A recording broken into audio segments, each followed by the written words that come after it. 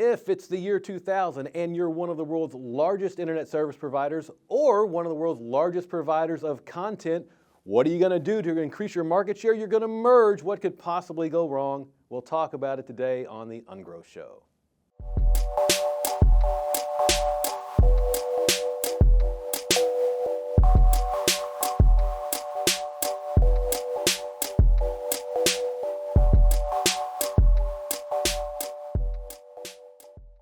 So Mike, we have a really, it's one of the most famous stories out there. We're probably not going to bring a whole lot of new material out on this story today, but it's a really interesting illustration of the intersection of people, processes, and technology as seen through the lens of mergers and acquisitions. That sounds riveting. It is. Is it? Okay. Right? Color it up for me. Let me see. When I do that again, I'm going to use all the acronyms for that. Let's start over. So, mergers and acquisitions, right? So, never typically a smooth. They can be smoother. I mean, maybe sometimes some are smoother than others. Let's just be gracious about it. Yeah. But always an opportunity there for things that are hidden beneath the surface to bubble up and cause major issues. You hope not, but it happens. Yeah. Right. Everybody gets into a marriage with the best of intentions. Oh, yeah. You know, the ones that are being acquired, you know, they look for a good exit or a good bonus or kickback. The acquiree is looking forward to adding something to their portfolio, and everybody goes into this marriage expecting the best. Oh, yeah. But in those three areas, people, processes, and technology, if all of those are not in alignment during an M&A process, something's gonna go wrong somewhere. So let's talk about this one a little bit. Again, very, very famous, but we're gonna go back to the year 2000. In the year 2000. What was that? It was a Conan. Was that Conan? Yeah. Okay. Yeah. Back when Conan was on TV. Yeah. That's Conan O'Brien. I like Conan. Yeah. Yeah. There's really only one Conan. Yeah. Well, true. The Barbarian. Right. That's what I would say. So the year 2000. 2000. So we're talking about the story of the AOL-Time Warner merger. So AOL. Can you do your best 56K or maybe 28 baud modem dial up? Oh, I had 14.4. Well, you know, when I do it, it sounds like the call for the ambulances in the old 1970s show, the emergency. Yeah. Yeah, exactly. You finally got connected. You got mail, all that. Yeah, okay. 50 cc's of anaprovaline. That was the cure for these pregnant. Everything. Yeah. My brain is out of my head. Anaprovaline. I keep some of that in my cabinet to this day for that reason. I take it for everything. Yeah. Right. And then computers. Yeah. So I go from emergency to back to AOL computers. Right. So AOL at that point, AOL was the internet to people. Oh man. To a lot of people. We had Prodigy. Oh yeah. And maybe Prodigy. some Netscape was a browser. There was a browser. Yeah. So. But you want to get online, yeah. AOL was everyone's primary way, you know, for the kids out there. That you would go and get a piece of hardware called a modem, and you would plug it into your phone line, and you would hope that your mom or dad didn't pick up the other line in the house because it would break your internet connection, or they would hear like and trying to listen in on you. But yeah, your computer would dial up to the internet, and you could browse a handful of pages, mostly go through the AOL experience. But at this point, so I mean, if we're talking about the late 90s, mid to late 90s, I mean, AOL, they were sending out the CDs and the floppy disks and stuff. So that was really, everybody had, you know, everybody knew who AOL was. And this is when people weren't actually annoyed by email. Or email was like a new and novel thing, and to have the "you've got mail" thing, you know, there were movies made about this thing. And so it was a fun thing. Now, like, email is the last thing in the day I will ever look at if I have to. Hit me up on Teams. Yeah, there's lots of ways. Maybe a text message. To bother you. Maybe I'll ghost you all the way around. Yeah. It was exciting to get an email back in the day. Right, sure. Yeah, it was. It was usually nothing good. Yeah, no. Nothing great. It was just, hey, what's up? Okay, but in the 2000s, right? So AOL, we had gone through that where you only had the 2 or 3 ISPs that were players in the game. Maybe you had some local folks, but now we're coming out of that. AOL is looking, look, we realize that this has become democratized. Not everybody has to get the floppy disk to get online anymore. Right. Us as AOL, as an industry leader, we need to do something to maintain or regain dominant market share. So they're looking at merging with Time Warner, right? So the AOL-Time Warner merger, it's well known about That's it. a lot of money. A lot of money. So Time Warner, a media conglomerate, owned major brands in cable television, film, and publishing. The merger between these two giants in 2000s was aimed at creating a powerful synergy between traditional media and emerging digital platforms. Yeah, this media mogul, been out there forever, and then you've got AOL, which is kind of like been around a while, but they were able to grow their presence. They were the internet kids on the block, and so by bringing these two companies, together, you would think you would have the best of all the media empire you needed, right, to make a big splash in the world. So yeah, it makes sense. It makes perfect sense. I mean, again, back in that time. Now everybody is used to citizen developers or citizen content providers, right? People are used to small snippets of just hearing people talk and gab on, and that is content now. But because we're exactly. Thanks, YouTube.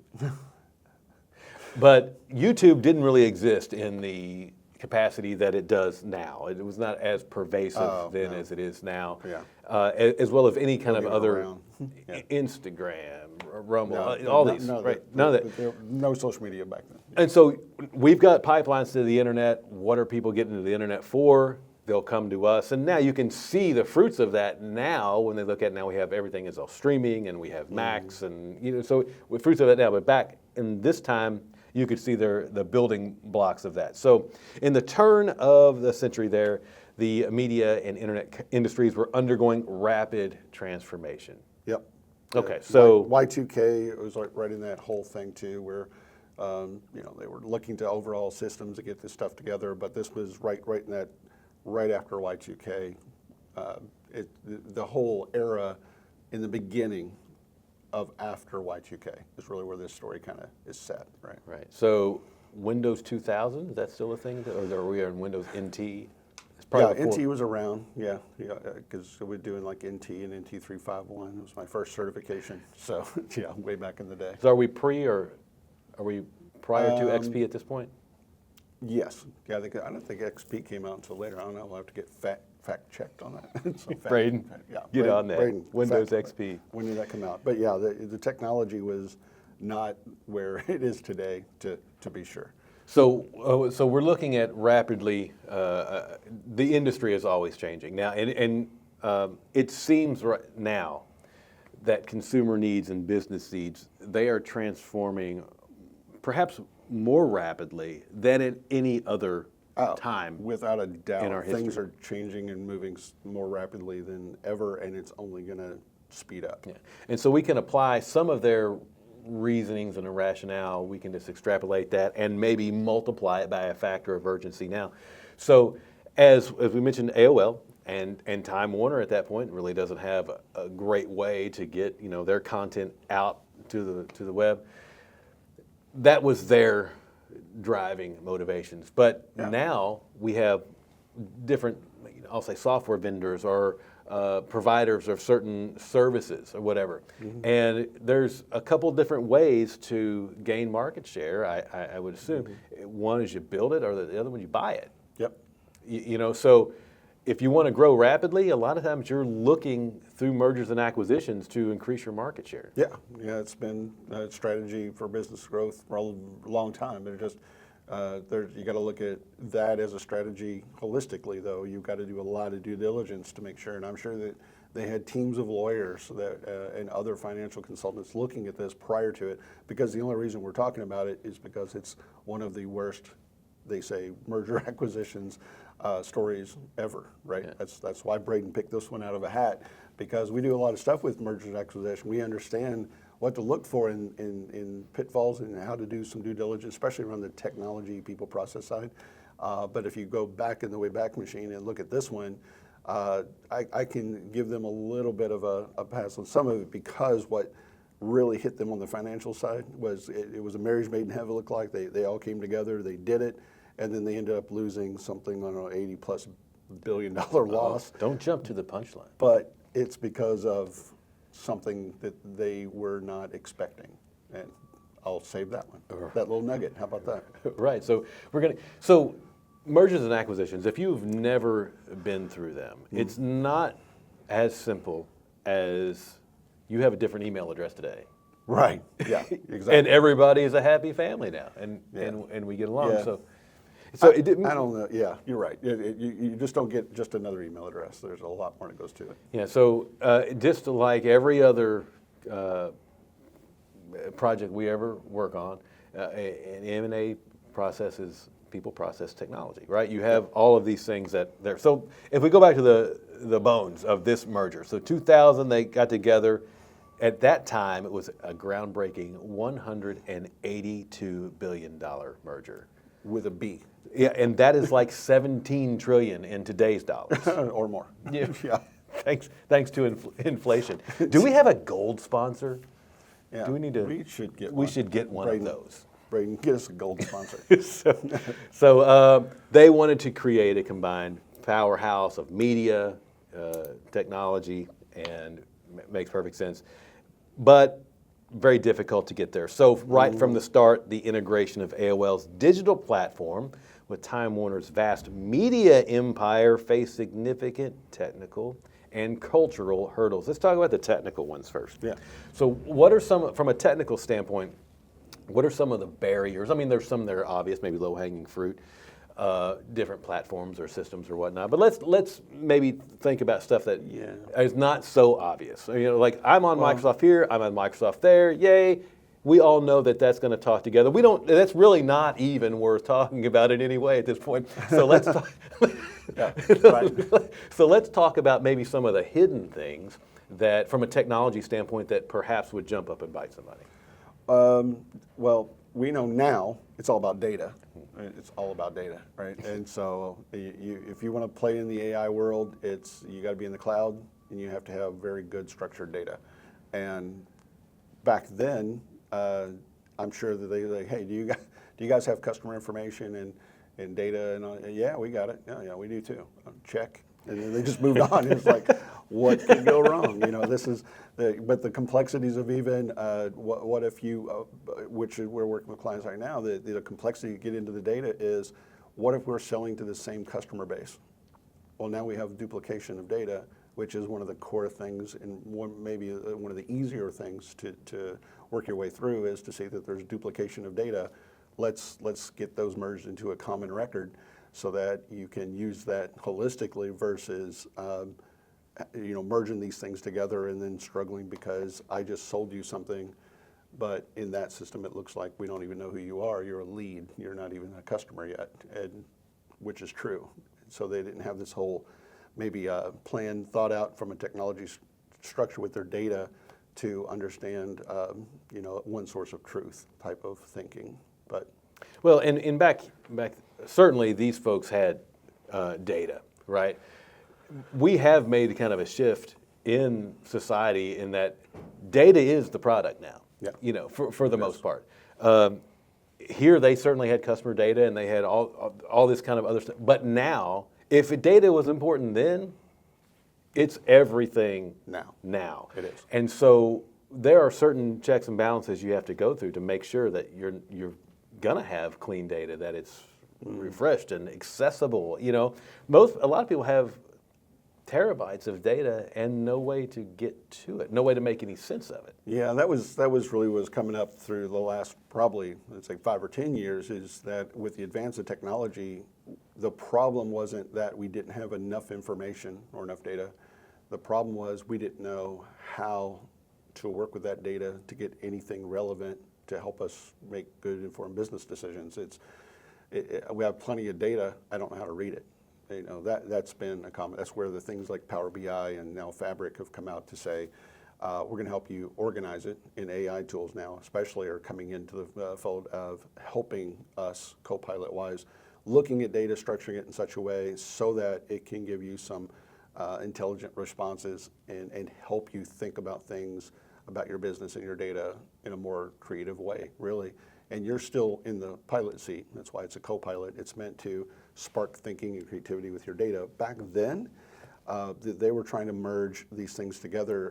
And part of what we see with the cultural clash, I know we're going to get to that, but it was part of it is the technology that they were trying to mesh together could have worked just great in a lot of cases, but then you've got egos on either side.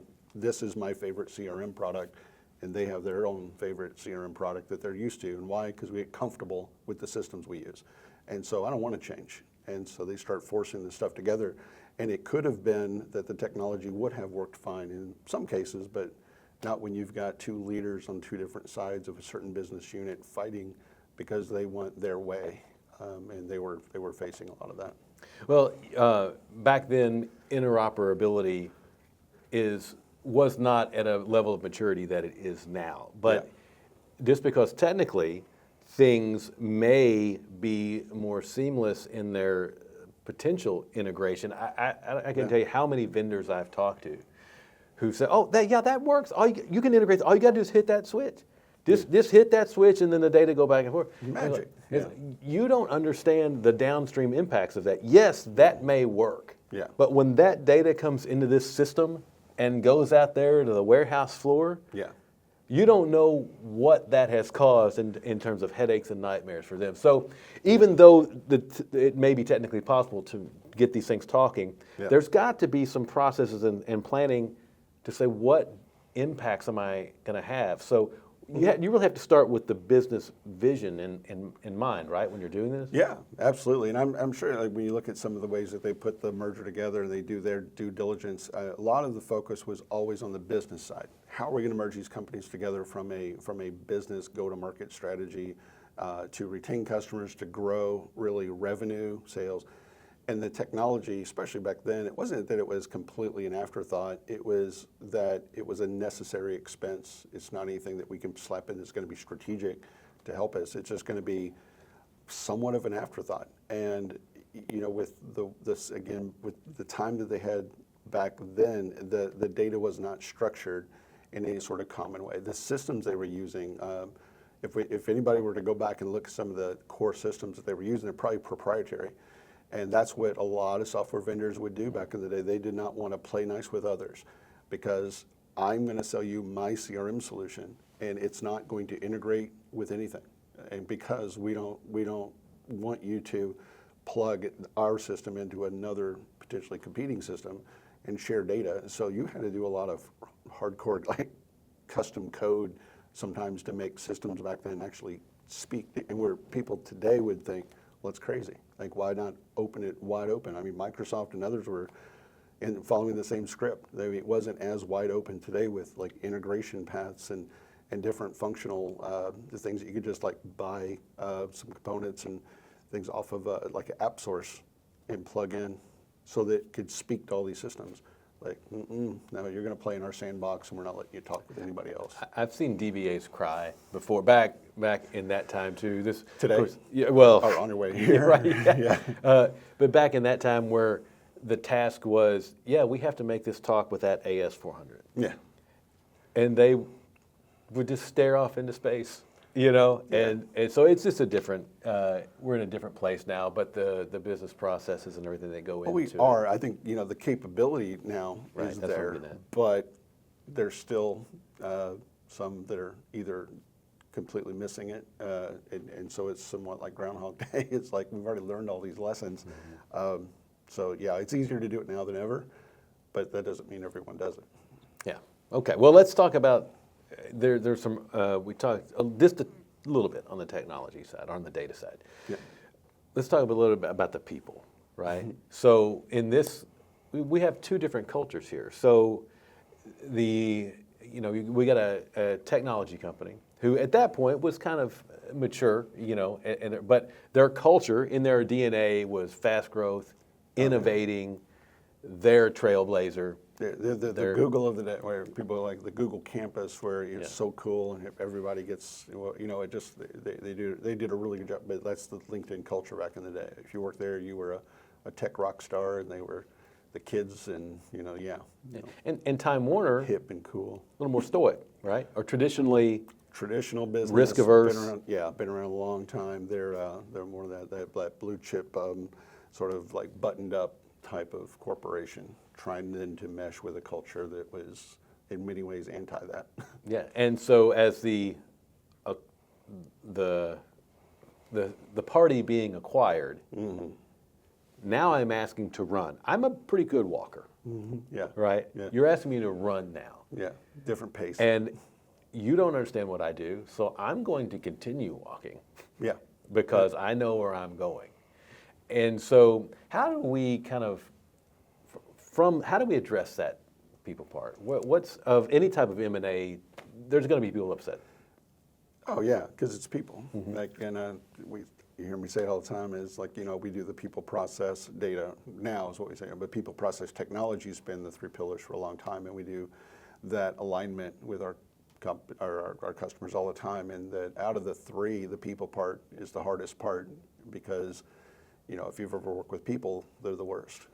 So people, we're complex. So if you look at an M&A, or even look at any sort of organizational change, digital transformation, to make data for a company clean, sound, structured is a real skill set. But we can definitely get there. You can draw a map.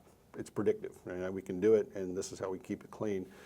And with process, we can look at current state, future state. How do we do this? There's a feedback loop that we're continuously learning and growing and changing our processes to make our company better. Predictive. Got it. See it. People are unpredictable.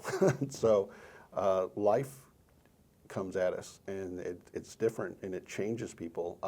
They're made up of things going inside of work and things going on outside of work, and you blend all that together. We all have different worldviews, and you look at an election cycle, or anything that's happening in the world, and you don't know how people are going to react to any of those things. Health, so just saying we're going to do an M&A and we're going to bring someone and we're going to bring it together, and we talk about those cultures. These are real people with good intentions in almost every case. They're just different, and it gets overlooked. It's unfortunate, because there's a lot of things you actually can do with OCM and helping people understand change.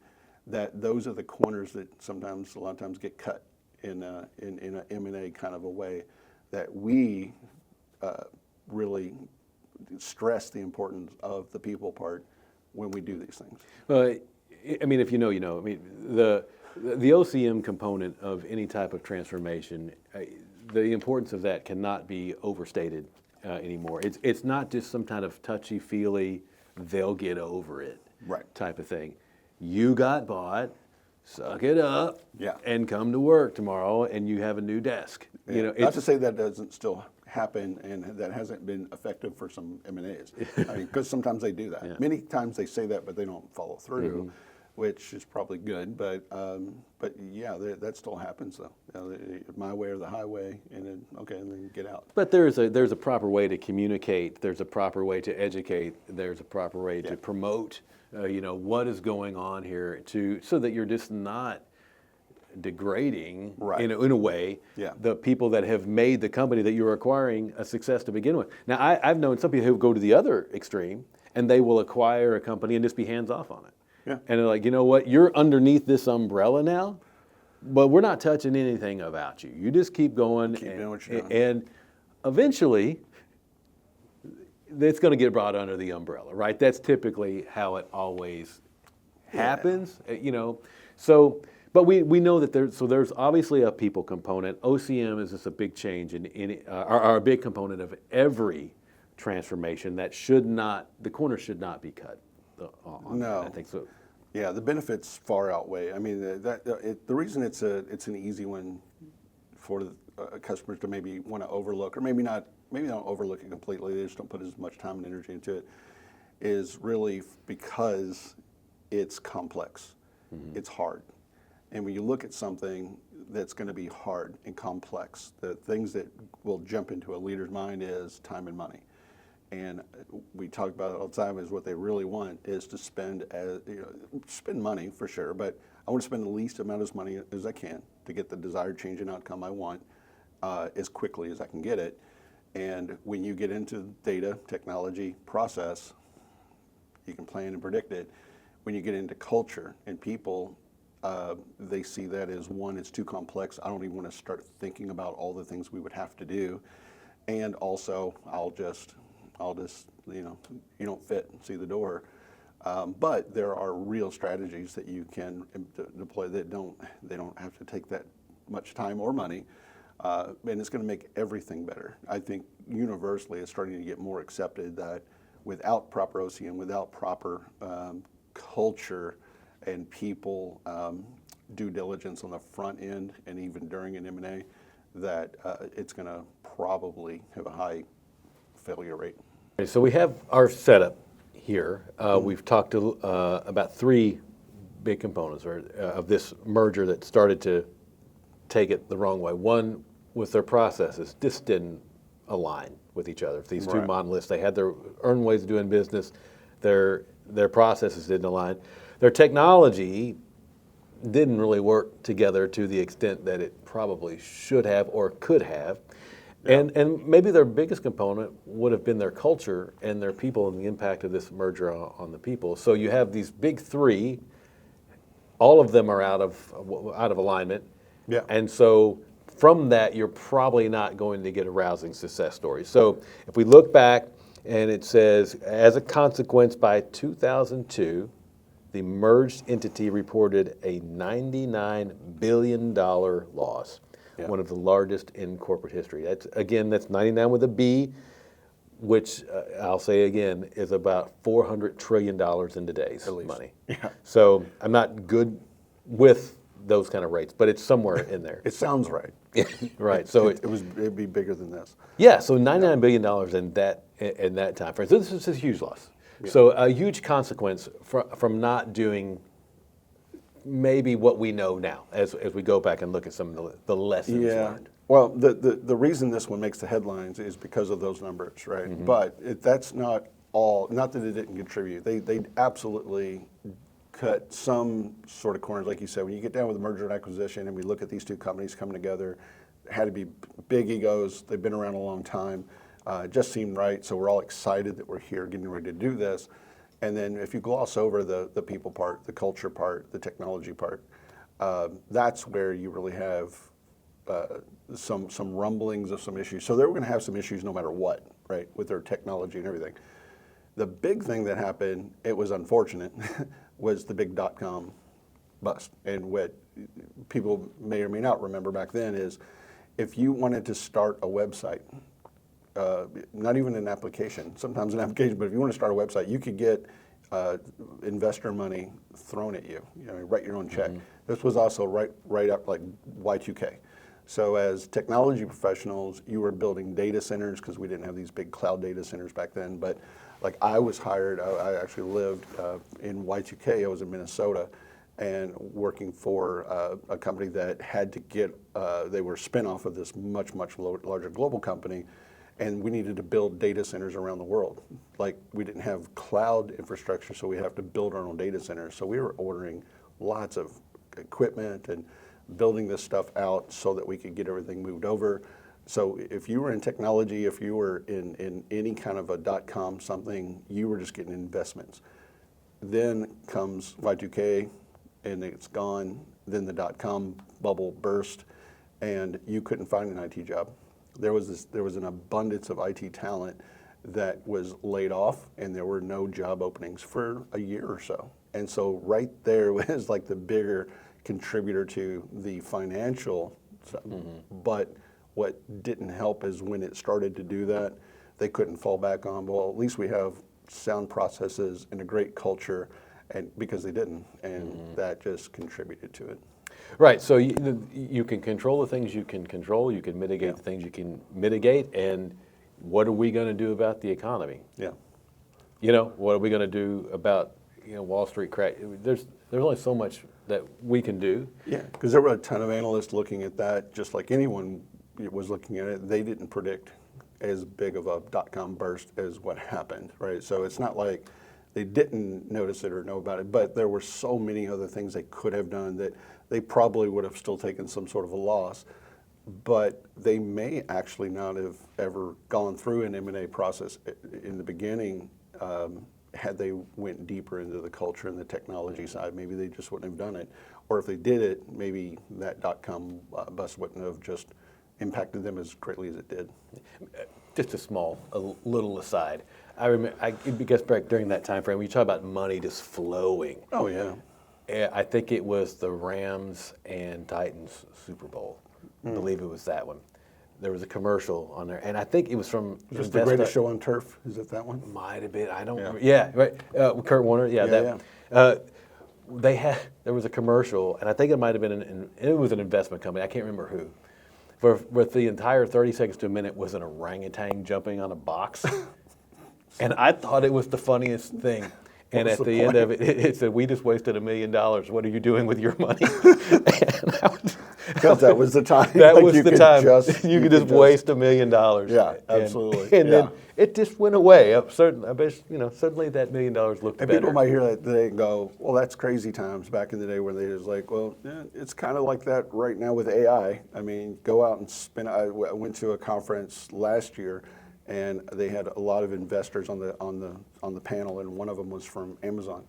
And he was there specifically. He said, "I have $1 billion this year to invest, and I'm here looking for people who have AI idea. It's $1 billion to invest in AI technology. So if you have ideas, if you have products, if you have thoughts, whatever, put that together. We're going to run a contest, and I'm going to invest $1 billion in a year in AI." And so it was very similar. Same with .coms. It's like there's funny money right now. Yes. If you're ready to do it. Well, that's a good setup. So as we get into the lessons learned here, and we try to wrap this up. So M&As, we have quite a bit of experience professionally working through this as a company, TrellisPoint. We would suggest, one, looking at this, if you're going through a merger acquisition or even a divestiture, one, doing due diligence. So due diligence is a term that just gets thrown around almost to the point where it's meaningless sometimes. Blanket term, yeah. But maybe throw a few knowledge nuggets out. Well, we have clients right now that we're working with that have grown very rapidly over the last several years with mergers and acquisitions, and they do a really good job of a lot of this stuff of doing due diligence in many ways.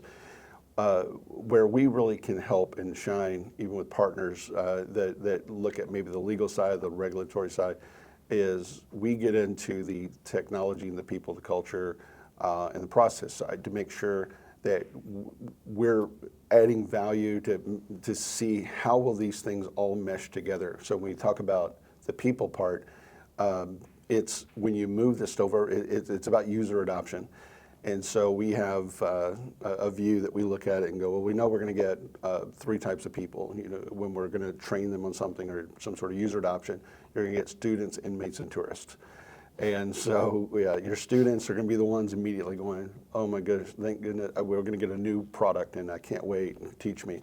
And then your tourists are like, "Might be good. I'm kind of comfortable," and the inmates are, "Teach me something, I dare you." And I'm going to keep my yellow pad of paper, and that's what I do. And and so you just have to go in realizing people are people. They have different views.